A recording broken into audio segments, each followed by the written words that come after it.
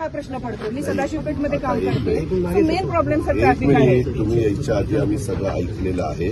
आता तुम्ही विचार यांनी निवेदन पण दिलेलं आहे. याच्यात वेगवेगळ्या एजन्सी आल्या, पीएमसी आली आहे, पीएमआरडी आली आहे. अर्थात नागरिकांना काही घेणं देणं नाही पीएमसी आणि PMRD.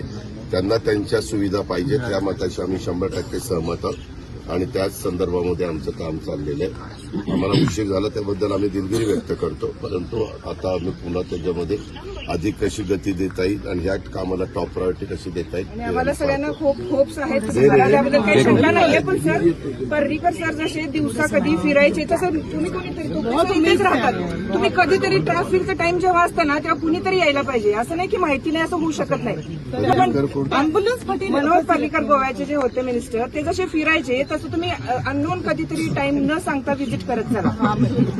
That is the best solution. अशी गरज नाहीये की तुम्ही प्रश्न विचारणार आम्ही सांगणार. विचारायला आलोच नाही सर असं आम्हाला म्हणायचं नाहीये. फक्त आम्ही इतकं इरिटेट झालेलं आहे की ते राहायचं की नाही हा प्रश्न पडलेला आहे आम्हाला. एक मिनिट आता जरा थांबा.